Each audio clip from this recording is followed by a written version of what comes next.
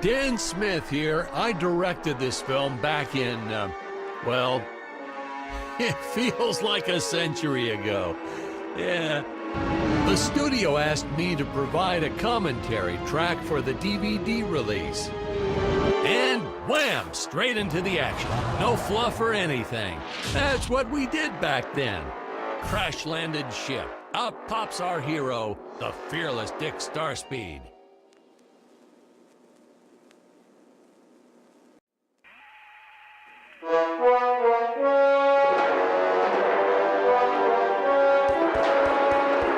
The ship's velocity reactor is damaged. I believe that I am stranded on an alien planet. Played, of course, by actor Jonathan Digby. Went on to some minor roles after this. Such a shame. I thought from day one this guy's got leading man written all over his face. I'm often asked why Dick breaks these boxes. He actually ad-libbed it. I told Jonathan, always keep things exciting.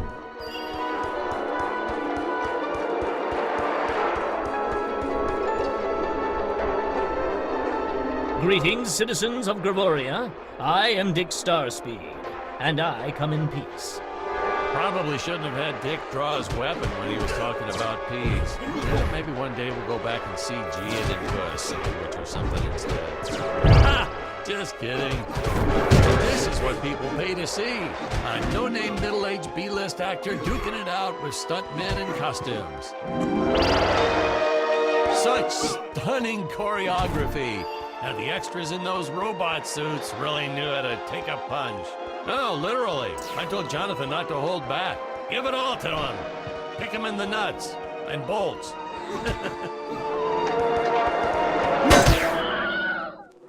Holy smokes!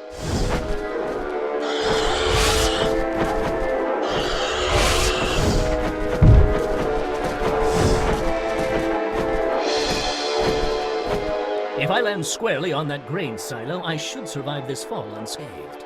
Well, I shouldn't say this now, but you could actually see the strings if you squinted hard enough.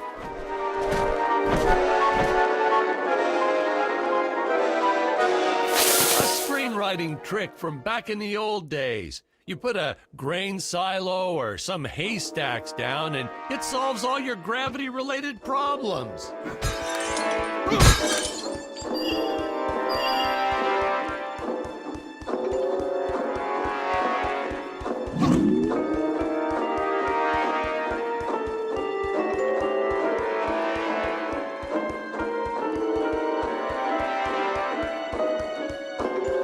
It appears some of my equipment was lost when my ship was shot down. But what luck! This high-tech scanner reports that my ray gun is nearby.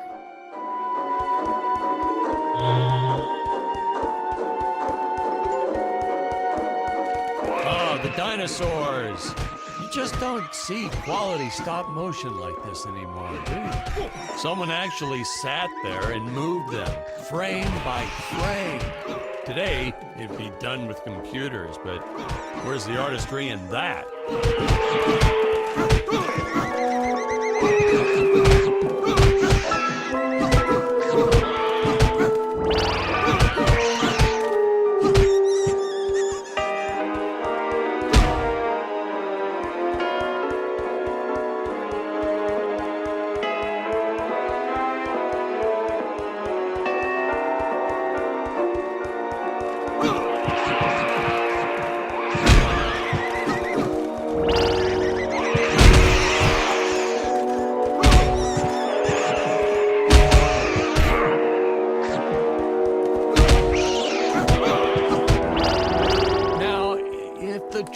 Here look a little plastic.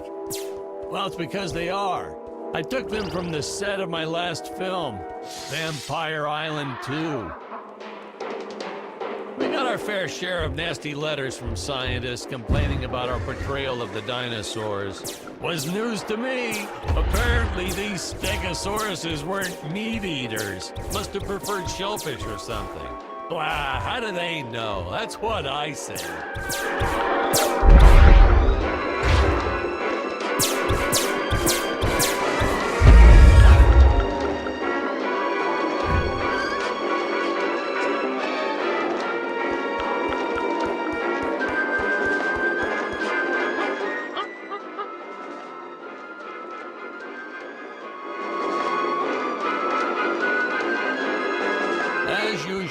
local population is defenseless. That's where our hero steps in and saves the day.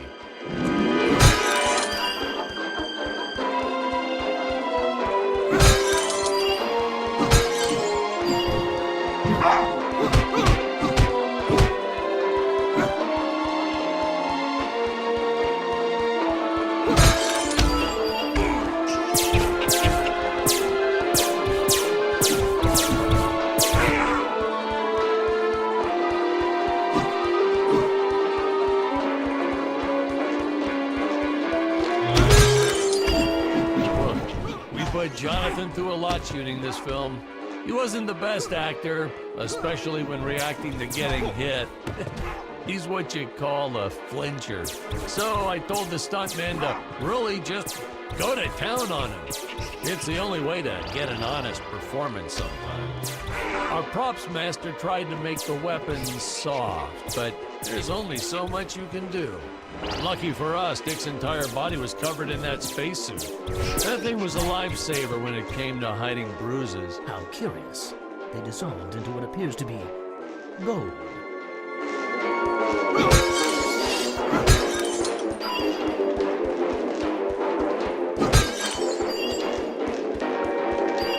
You'll notice the gold disappears when Dick touches it. We had a deleted scene that explained he's actually teleporting it back to his ship. It's funny, no one ever questioned how Dick was able to walk around with an infinite amount of gold on him.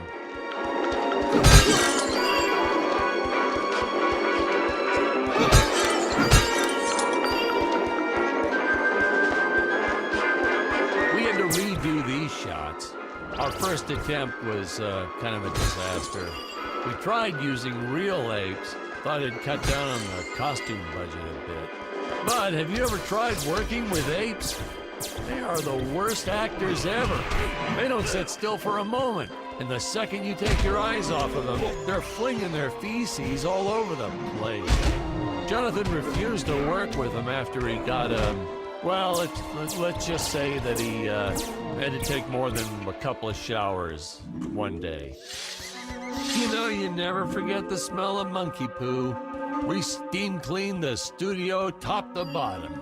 Still never got rid of it entirely. All through the rest of the shot, we kept finding those little surprises hiding inside various props. Boy, were those the days.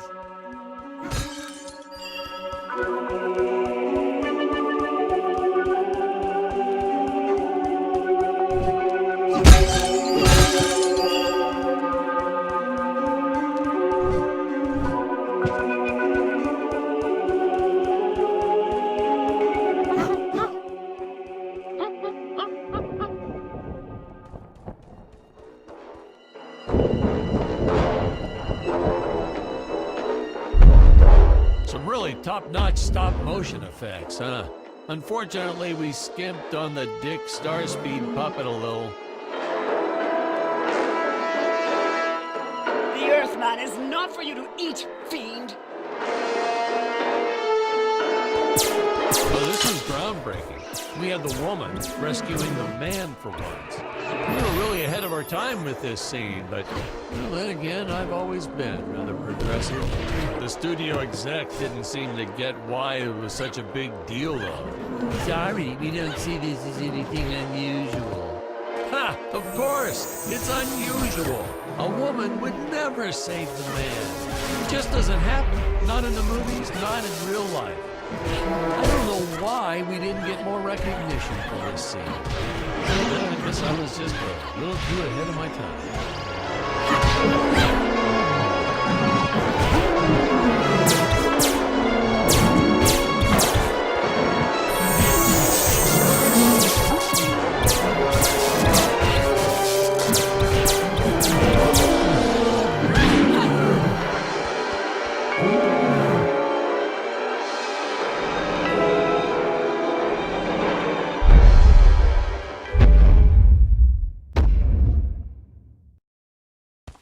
Thank you for saving me, strange woman. What is your name? I am the magnificent Scarlet Nova.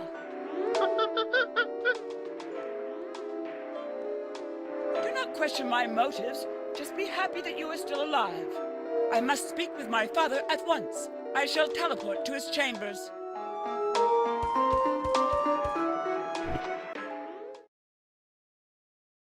Huh? Where is this place? This is not my father's chambers. You have disobeyed me for the final time, Scarlet. Enjoy an eternity in the Tower of Eternal Solitude for all eternity! Ha! The old fool did not notice I am wearing my jetpack. Booster usage. Jump. Wait. Wait. Use booster. Survive deadly fall.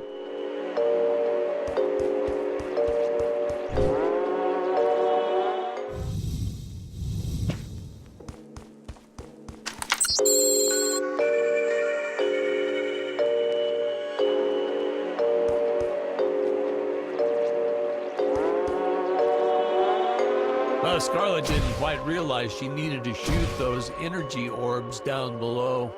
Keep in mind, Stacy was doing this on a soundstage, okay?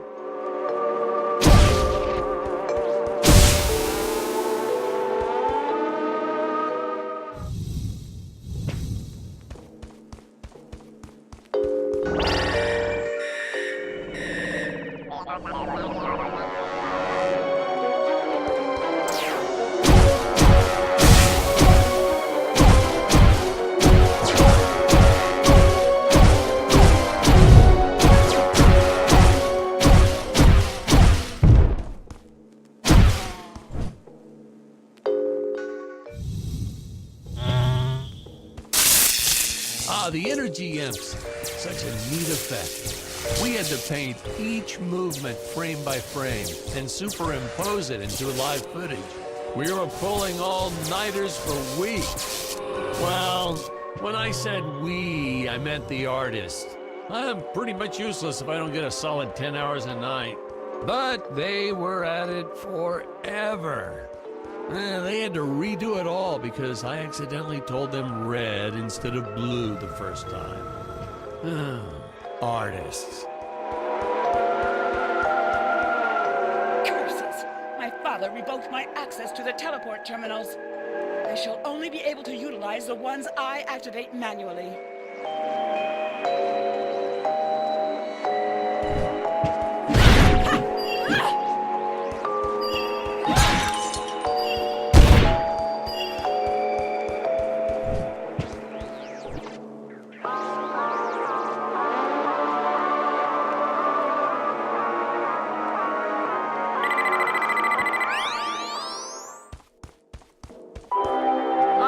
I knew you would return.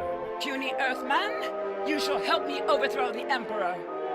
Why would you turn against your own father? How do I know I can trust you? This scene. This is practically Shakespeare in outer space. Just as the entire planet does. And, huh? Patrick, what's wrong with the video? Sorry, sir. Technical problems. Darn it, we're missing some really good writing here. There. Sorry about that. Well, we just passed right by her big scene. Basically, they agree to work together, but one must stay behind in the sleep chamber at all times. Should I rewind? Never mind. I'll continue from here.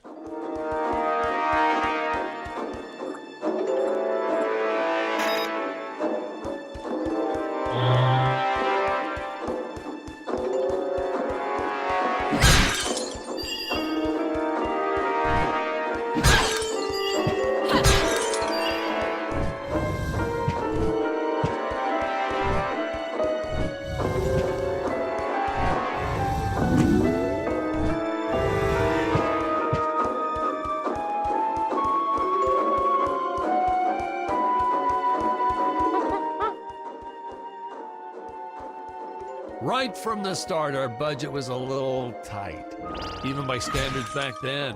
To make do, Tony shot a couple scenes in black and white. Originally, he intended to use it for flashbacks, but then I had to break it to him. Our film doesn't have flashbacks. We almost made it a silent film just to cut costs.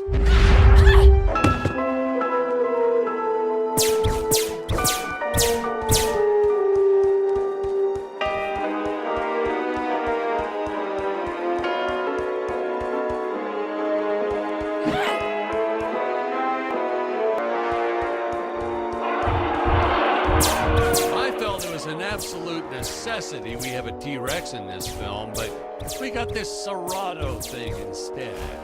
Of course, I went through the whole production thinking it was a T-Rex because, really, who can tell the difference anyway?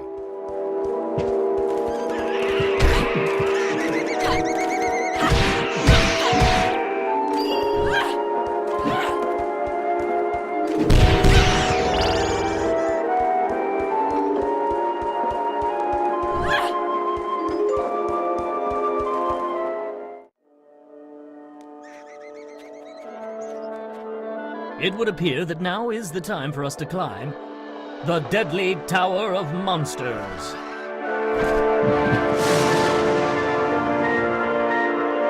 Good screenwriting 101. Always announce the title within the film itself. How else are you going to let the audience know your heroes really mean business? Now, that weapon? It's just an electric shaver, but you know, I bet you'd never guess it was, would you? They look so futuristic.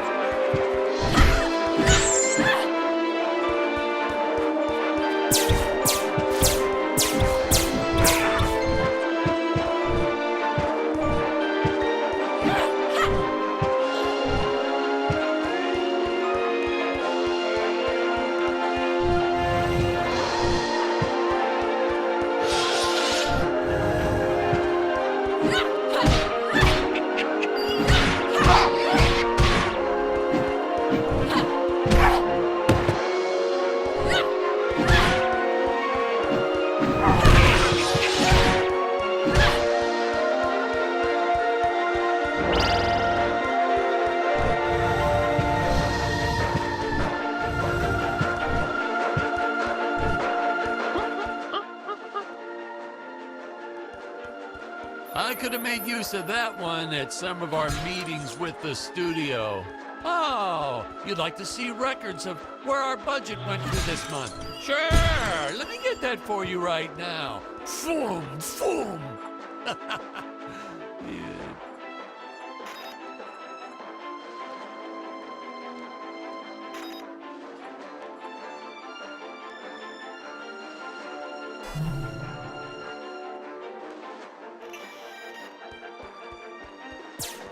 Unfortunately, those meetings ended in a much different way.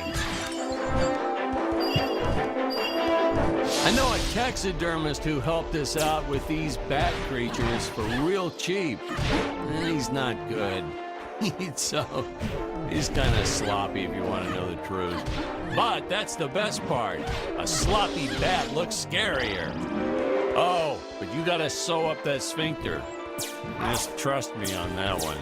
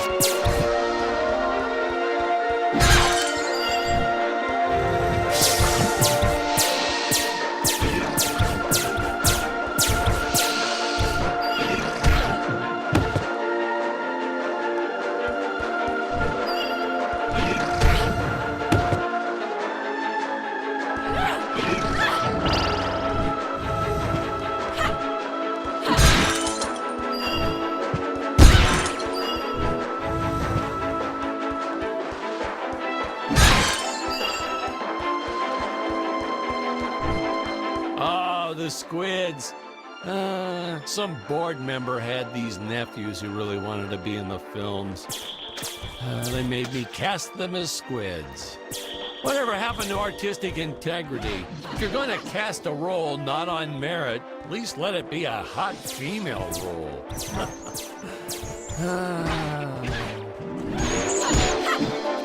My effects team kept assuring me the strings wouldn't be visible in the final cut, but I could see them. No transparent nylon. This stuff will do the trick. Yeah, right. I swear those darn strings is what made my hair go white.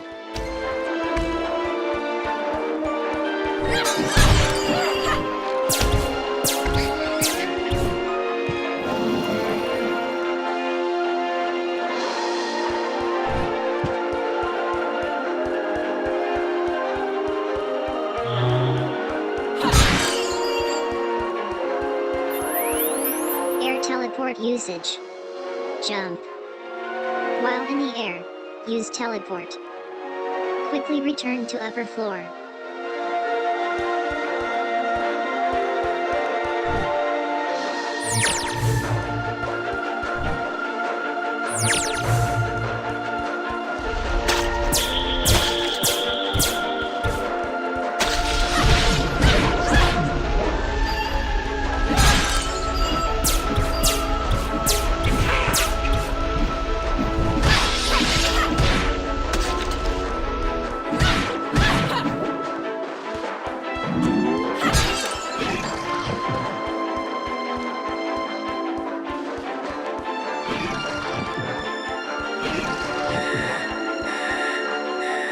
You don't want to miss a single minute of this scene. The nuclear ends. Hey, we need to remind the audience our heroes are climbing a tower, so I needed something that would stick to walls. Originally, we had these web-footed what-have-yous. Not very scary. And then I left some cake out in my trailer, and it was crawling with ants in the morning. And that's when it hit me. What is the most obnoxious thing in the world?